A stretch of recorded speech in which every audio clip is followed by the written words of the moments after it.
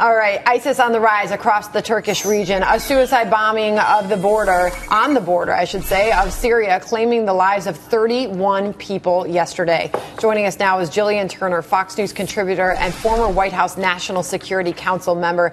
Gillian, good morning. Thank you for being here this morning. What do you make of the latest on this attack in Turkey?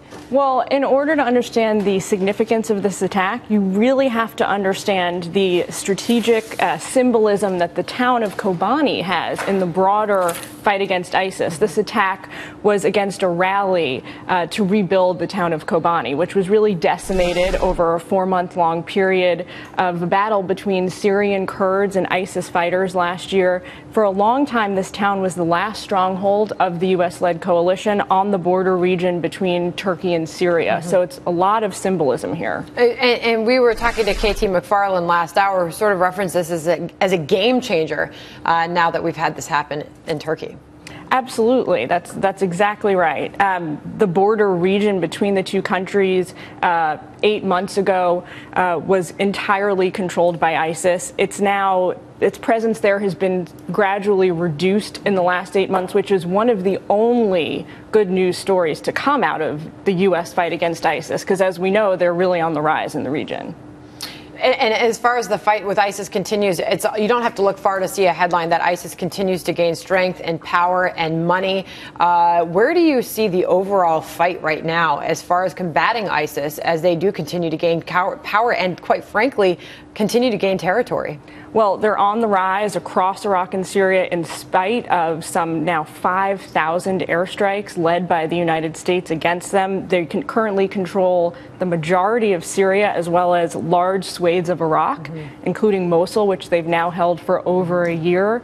As you mentioned, they've got hundreds of millions of dollars in the bank, tens of thousands of recruits, and, just a couple of weeks ago celebrated their 1-year anniversary. So, Gillian, in that 1 year, they've gone from really something, an afterthought, something that no one really knew about, to really taking all the headlines away from al-Qaeda. And they're really the main terrorist organization out there right now. Seems like you talk about 5,000 airstrikes, but it's just not enough. What we're doing, it's not stopping them. It's not slowing them down. It's not hurting them. And the longer they exist, the more powerful they get, just as a fact. So what do we do? Is it just putting more troops on the ground? Is that the simple answer? How do we stop them?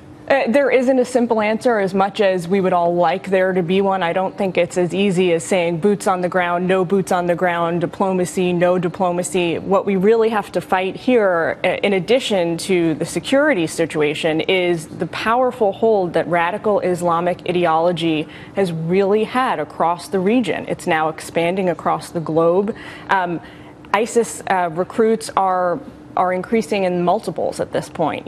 When they started a year ago, not very many. Now we have reports of up to 30,000 actively fighting recruits, plus up to 100,000 more in the kind of close hold pool. So this is an organization that's really increasing exponentially. So the sooner we come up with a really good plan, the better. All right, Gillian Turner on the latest deadly attack in Turkey. Thank you. Thanks. All right.